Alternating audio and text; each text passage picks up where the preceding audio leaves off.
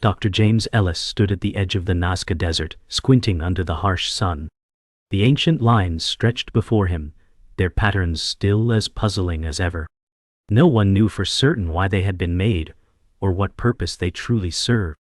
His fingers brushed against the stone surface of the nearby hill, the heat radiating from the earth. Theories about extraterrestrials, ancient civilizations and celestial alignments swirled in his mind, but none provided the answers he was desperately seeking. "It doesn't make sense," he muttered, the wind carrying his words across the barren landscape. Who would have gone to such lengths to create these without a clear reason? Dr. Ellis had dedicated years of his life to unraveling the mystery of the Nazca Lines, but every discovery seemed to lead him in a different direction. With every new clue, the lines deepened their enigma, slipping further from his grasp. But he was determined. The truth was out there. It had to be. As he prepared to investigate further, a shadow fell over him, and the air seemed to grow still. Dr. Ellis turned, noticing a figure standing at the edge of the camp. A woman who had appeared unexpectedly. The woman introduced herself as Eliza Moretti, 28, female, a researcher in anthropology and archaeology. She had been studying the Nazca Lines for years, but her approach had always been different. Instead of focusing on the theories surrounding them, Eliza was interested in the people who created them. What if the lines were more than just a form of communication, or religious symbol? Eliza asked, her voice calm yet filled with a quiet intensity. What if they were part of something bigger, something we're not yet able to understand? Dr. Ellis was intrigued but skeptical. "You are suggesting that the lines are connected to something beyond our understanding? Something extraterrestrial?" Eliza paused for a moment, considering his words carefully. "Maybe. Or maybe it's something hidden in plain sight, a knowledge lost to time." Her words lingered in the air between them, the Nazca Desert around them stretching endlessly, as though waiting for an answer. Dr. Ellis sat by the fire that night, the desert's cold air settling in around him. The flickering flames cast shadows on his face, and his thoughts raced. Eliza's words kept echoing in his mind. Something bigger, something we're not yet able to understand. He had been so focused on finding logical explanations for the Nazca Lines, a primitive form of communication, astronomical alignments, religious symbols. But now, Eliza's suggestion had introduced a new element. What if they were not meant to be understood by us at all? Could the lines be part of an ancient knowledge, long lost? Or worse, something else that humans were not supposed to uncover? As he stared into the fire, a shadow flickered in the distance. Someone was moving toward him from the darkened edge of the camp. It was Eliza. Her face was serious, her eyes filled with urgency. "Dr. Ellis," she said, her voice tense, "you need to see this. I found something that could change everything." Eliza led Dr. Ellis to a nearby hill, her pace quick and her steps determined. She had been quiet since speaking to him, but Dr. Ellis could sense that whatever she had discovered, it was significant. When they reached the top, Eliza pointed to the ground. In the dim moonlight, Dr. Ellis could barely make out what she was showing him. But as he leaned in, he felt a chill run down his spine. The lines etched into the desert soil were unlike any of the Nazca patterns he had seen before. These were smaller, more intricate, and they appeared to form a symbol, one that Dr. Ellis recognized from ancient texts. "It's an astronomical map," he said quietly, but there was something deeply unsettling in his voice. Eliza nodded. "Yes, but look closely. The symbol is too perfect. It's not something ancient humans could have created, not with the technology they had. This was drawn by someone. Or something else." The realization hit Dr. Ellis like a cold wave. The lines weren't just a map, they were part of a message. A message that had been waiting for centuries to be decoded. The night seemed to stretch on forever as Dr. Ellis and Eliza continued to study the lines, but their discovery only raised more questions. The symbol in the sand was a breakthrough, yet it only deepened the mystery of the Nazca Lines. "Do you think this is proof?" Eliza asked, her voice low but filled with wonder. "Proof of something bigger? Something beyond us?" Dr. Ellis didn't answer right away. Instead, he took a deep breath, watching the stars above, wondering if the answers were really out there, or if they were meant to stay hidden. "It's proof of something, all right," he said finally. "But what exactly, I don't know." As the wind swept across the desert, Dr. Ellis felt the weight of the mystery settling in. He had just uncovered the beginning of something far greater than he had imagined, but the truth was still out of reach. In the distance, the sound of footsteps interrupted the silence. The figure of a man appeared in the shadows, walking toward them, someone they hadn't expected to find here. The figure that approached them in the distance was no stranger to Dr. Ellis. It was Professor Samuel Grant, 45, male, a respected archaeologist and colleague from Ellis's past.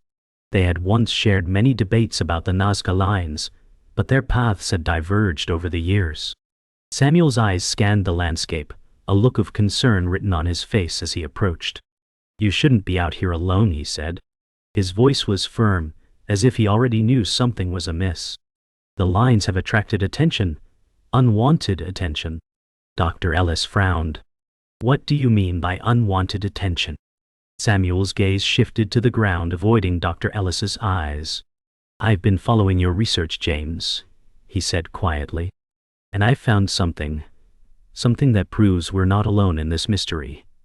It's bigger than we ever imagined. It's not just the lines." Samuel led them to a nearby cave, hidden in the shadow of a distant mountain range.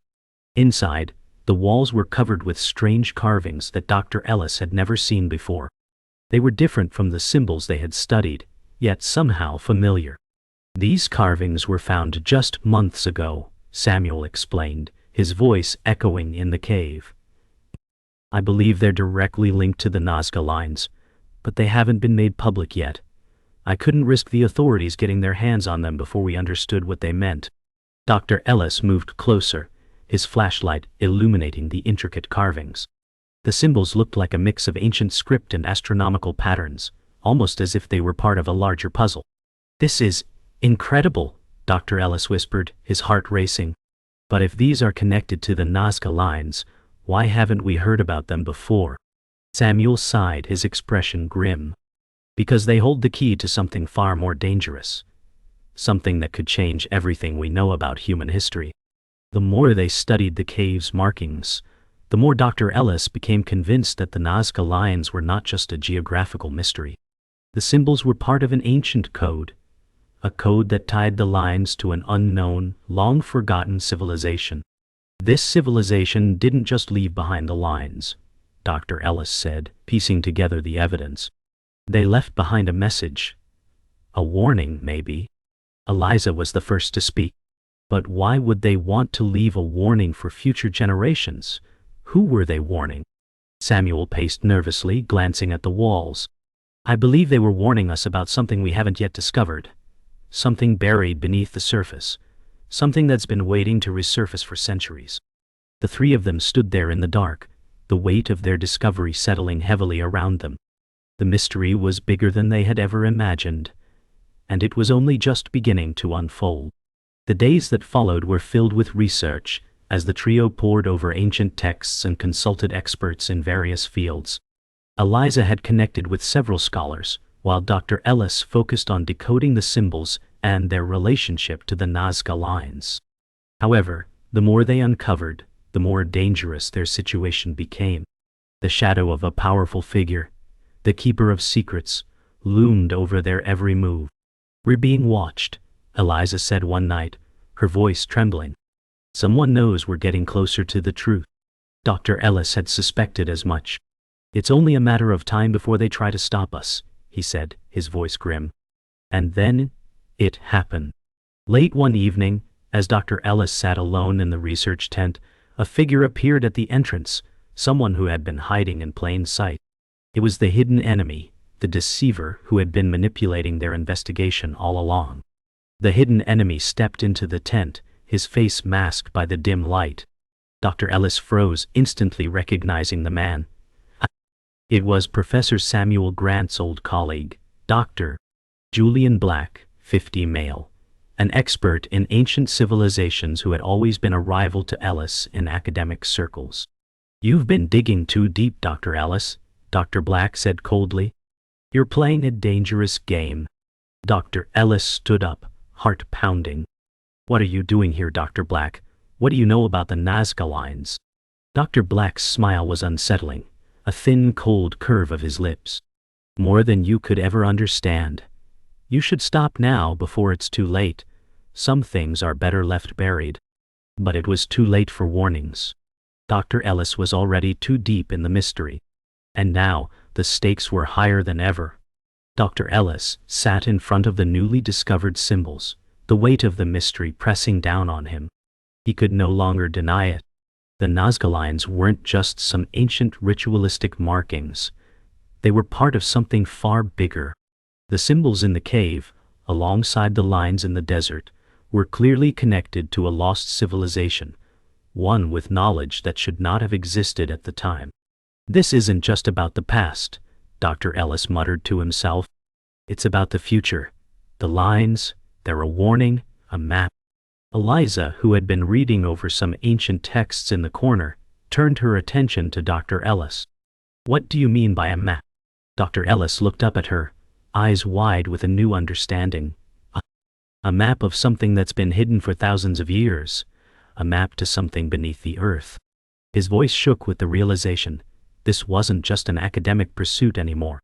It was personal. Whatever they were uncovering was bigger than both of them. The discovery sent ripples of excitement and fear through the camp.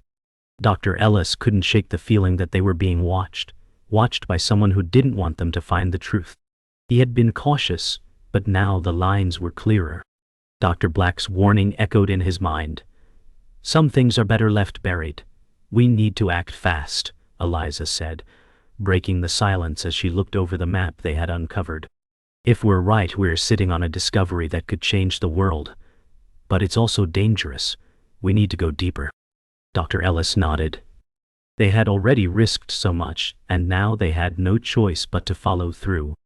But as the tension grew, so did their sense of urgency.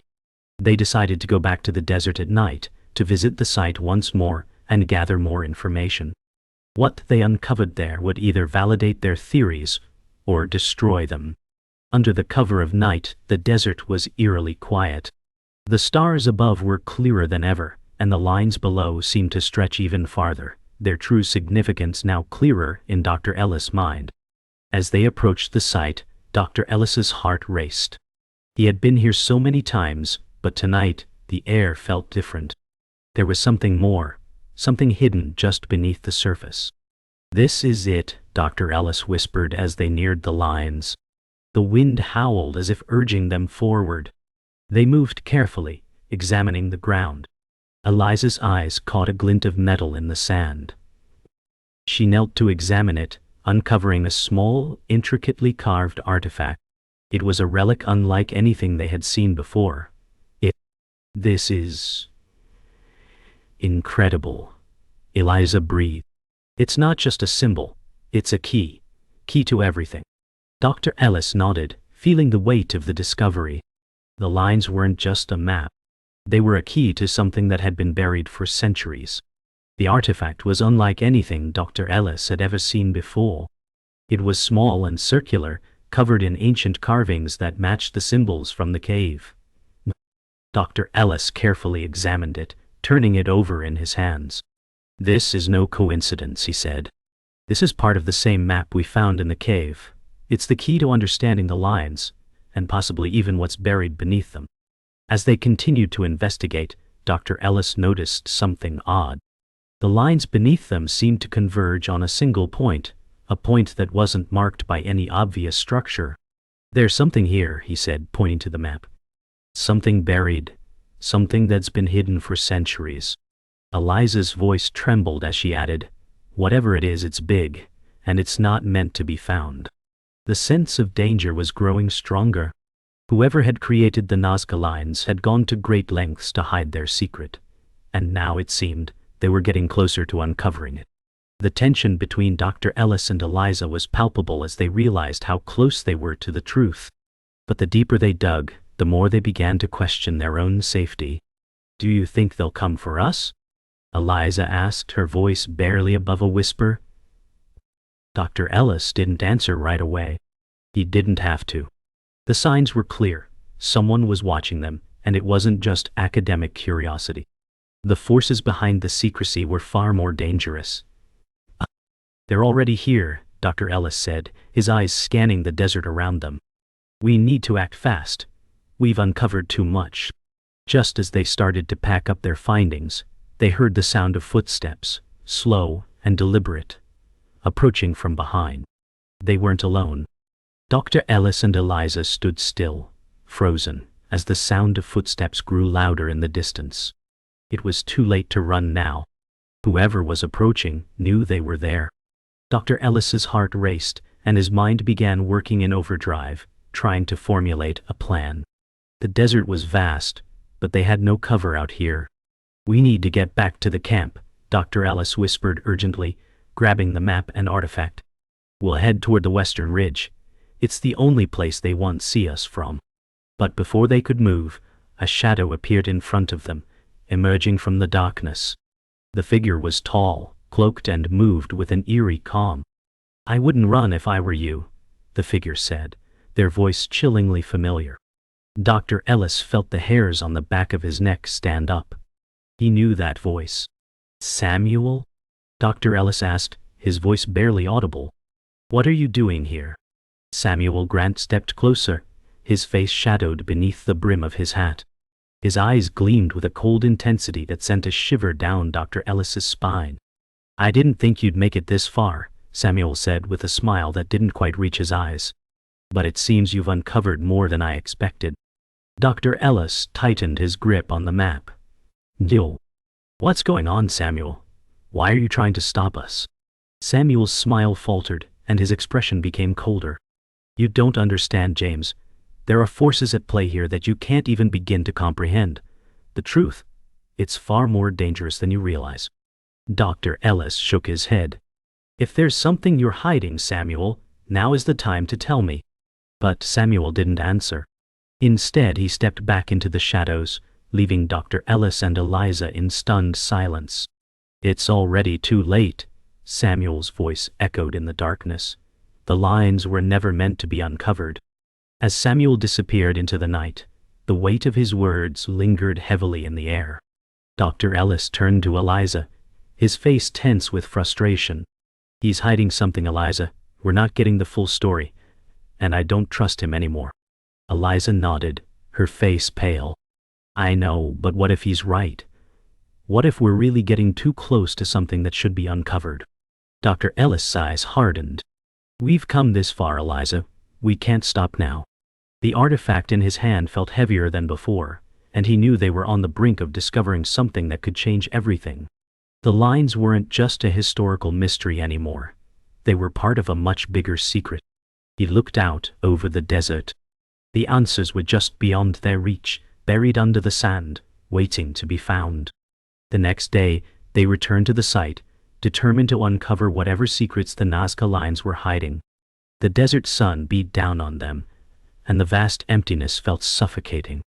They spent hours searching, marking the lines, looking for any additional clues. Then, just as they were about to give up, Eliza's voice broke the silence. "James, over here." She was standing by an isolated patch of land, where the lines seemed to form a new pattern, one that hadn't been visible from the air.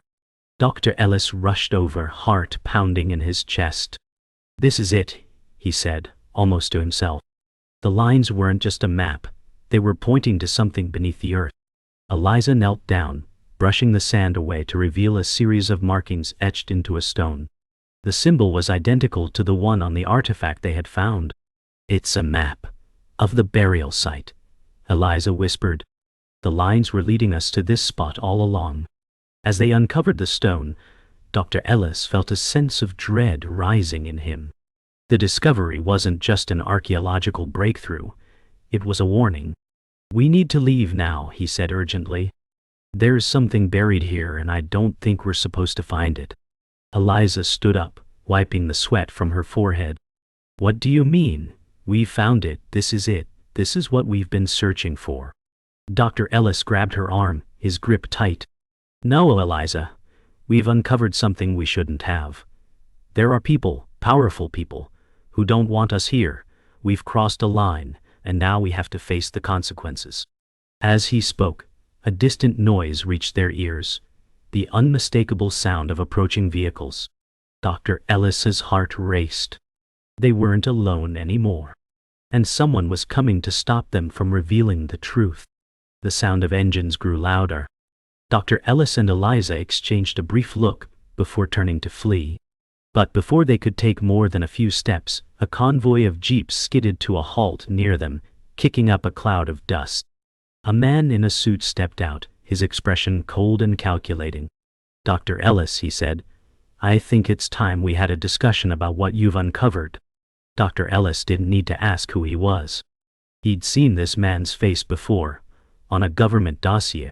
This was the keeper of secrets, the very person who had been orchestrating the cover-up of the Nazca Lines. "You don't understand," Dr. Ellis said, stepping back. "The truth must come out." The man smirked. "The truth? You don't get to decide that." The man in the suit, who introduced himself as Agent Carrington, made it clear that their investigation was over. "You've seen too much," he said, his voice calm but with an edge of menace. "You'll be coming with us. No one else needs to know about the lines or the truth you're about to uncover." Dr. Ellis' mind raced. "You're trying to cover it up. Why? What's hidden beneath the Nazca Lines?" Agent Carrington didn't answer. Instead, he signaled his men, who quickly advanced, forcing Dr. Ellis and Eliza to back away. But Eliza wasn't ready to give up. She pushed Dr. Ellis behind her, determined to protect their discovery. "We won't go with you," she said defiantly. "You can't stop us now." The tension was thick as Dr. Ellis and Eliza were surrounded, but just as they were about to be apprehended, an unexpected figure appeared in the distance. It was Samuel Grant, running toward them with urgency. "James, Eliza, wait," he shouted. "Samuel, get back," Dr. Ellis yelled. "This is bigger than you realize." Samuel ignored him, pushing past Agent Carrington. "I came to help," he said, reaching into his coat pocket and pulling out a small old device. "This will help you escape." Before anyone could react, Samuel activated the device, and a small explosion of light created a distraction, allowing Dr. Ellis and Eliza to break free. The explosion of light gave them just enough time to run. Dr. Ellis and Eliza dashed toward the western ridge, the sound of pursuit echoing in the distance. "Why are you helping us, Samuel?" Dr. Ellis panted as they ran. "What's going on?" Samuel, breathless, glanced back. "I've been working undercover for years, gathering information. The Nazca Lines hold the key to something much more significant than you realize. They weren't just created. They were meant to be found, but not by the wrong people." Dr. Ellis and Eliza exchanged a look. "Then who are the wrong people?" Eliza asked. Samuel didn't answer directly. "We'll talk later. Right now we need to get somewhere safe." After running for what felt like hours, they finally reached a safe house hidden deep within the desert hills. The small, run-down structure was the last place anyone would think to look. Inside, they caught their breath. Samuel handed them both a glass of water, his expression serious. "You need to understand," Samuel said, his voice grave. "The Nazca Lines aren't just a relic. They're part of an ancient map that leads to something buried beneath the earth, something that could change the course of history." Dr. Ellis sat down, stunned by the magnitude of what he was hearing. "What exactly are we dealing with, Samuel?" Samuel met his gaze. "It's a weapon that was hidden thousands of years ago, and the people after you, they want to control it." The safe house was their temporary refuge, but Dr. Ellis couldn't shake the feeling that they weren't truly safe. The lines they had uncovered, the ancient map, and the weapon beneath the earth, they were in danger now more than ever. "We need to move quickly," Dr. Ellis said, pacing the small room. "They'll come for us soon. We've uncovered too much." Eliza nodded, her eyes still focused on the map they had retrieved. "The next step is clear. We need to find the entrance to the burial site." Samuel's voice interrupted their discussion. "I've been tracking the movements of the organization. They know where we are, and they'll stop at nothing to silence us." Dr. Ellis stared at the map, his finger tracing the lines. "Then we'll be ready." With little time to spare, the the trio made their way back to the Nazca Desert. The map had led them to a secluded area, far from where they had originally been. They knew the danger was escalating, but the pull of the mystery was too strong to ignore. "This is it," Dr. Ellis said, his voice tense as they stood at the edge of an ancient structure buried beneath the sand. Eliza looked at him, her face filled with uncertainty. "Are we really doing this?" Dr. Ellis nodded. "We have no choice. We're too close to the truth." They descended into the depths, unaware of the watchful eyes that had been following their every move. Inside the ancient structure, the air was thick with dust and the smell of decay. The walls were covered in strange symbols and faded markings. As they ventured deeper, Dr. Ellis couldn't shake the feeling that they were being led into a trap. "This is wrong," Eliza whispered, her voice trembling. "It feels like we're being watched." Dr. Ellis shook his head. "It's not just that. The lines, the symbols, they all point here." This was their final warning. As they reached the central chamber, a sudden noise echoed in the distance, followed by the unmistakable sound of approaching footsteps. They weren't alone. The door to the central chamber slammed shut behind them, trapping them inside. The lights flickered and went out, leaving them in total darkness. "What the hell is going on?" Samuel shouted, trying to regain his bearings.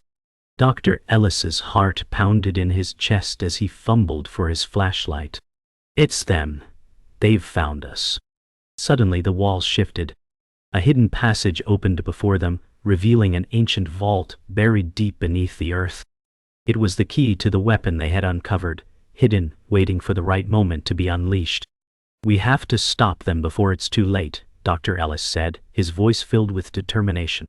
"This isn't just history. It's a ticking time bomb." They entered the vault cautiously, aware that the next step could be their last. Inside, they found a series of mechanisms and old relics. But at the center of it all, hidden beneath layers of dust, was an object that glowed faintly with an otherworldly light. "What is it?" Eliza asked, her voice trembling. Dr. Ellis stepped forward, carefully approaching the object. This is what they were protecting, the power hidden within the Nazca Lines. As he reached out to touch it, the ground beneath them shook. The chamber began to collapse, the walls closing in on them. "We have to get out of here," Samuel yelled, but it was already too late. The entrance was sealed. They were trapped. The walls trembled as the ancient vault sealed itself, trapping Dr. Ellis, Eliza, and Samuel inside. The object in the center of the room pulsed with an eerie light, casting shadows on their faces. "This is it," Dr. Ellis whispered, panic creeping into his voice. "The weapon, the power hidden for centuries. We need to stop it from activating." Eliza's voice shook as she looked around the room. "What are we supposed to do now? How do we stop it?" Dr. Ellis tried to steady himself. "We find the key to deactivating the system. It must be here." Suddenly, a low rumble echoed through the chamber. Something was stirring beneath them, something old and powerful. Dr. Ellis reached out to the object, but before he could touch it, the ground beneath them cracked open, revealing a hidden control panel. It was old, but still functional. "This is it," Dr. Ellis said, his voice a mixture of relief and dread. "The system must be powered through this. We need to deactivate it now." As he worked quickly, Eliza and Samuel kept watch, but they knew time was running out. The rumbling grew louder. "Hurry, James," Eliza urged. "We don't have much time." Dr. Ellis's fingers flew over the ancient buttons, inputting commands as fast as he could. Just a little longer. With a final press of a button, the rumbling stopped. The glowing object flickered and dimmed, its power fading. But as the tension lifted, a new sound filled the room, the sound of approaching footsteps. Dr. Ellis looked up. "We're not alone." From the shadows, the keeper of secrets, Agent Carrington, emerged, a sinister grin on his face. "I knew you'd get this far," Carrington said coldly. "But you've played right into my hands." Dr. Ellis's heart sank. They weren't just dealing with a conspiracy anymore. They were in the middle of a much larger game. Agent Carrington stepped forward, his expression dark. You think you've won? The power beneath these lines is only a small piece of the bigger picture. You were never meant to uncover it. Then why show up? Eliza demanded. Why let us get this far? Carrington's smile was chilling. Because it's too late now. The wheels are already in motion. The world is about to change, and you have no idea what you've just unleashed. Dr. Ellis, his mind racing, realized what was happening. They were too late. The secret of the Nazca Lines was already in the hands of those who sought to control it. And there was nothing they could do to stop it now. With a final look at the chamber, Dr. Ellis realized the truth. They had lost. The secret of the Nazca Lines wasn't meant to be discovered, and now, they were left with nothing but the consequences of their pursuit. The chamber began to collapse as the walls cracked, and the vault began to cave in. We have to get out of here, Eliza shouted, pulling Dr. Ellis toward the exit. They ran, but as they reached the entrance, Dr. Ellis glanced back one last time. The truth was still buried, hidden beneath the earth, just as it had always been. Mystery. It's never meant to be solved, he said softly to himself. And maybe that's for the best.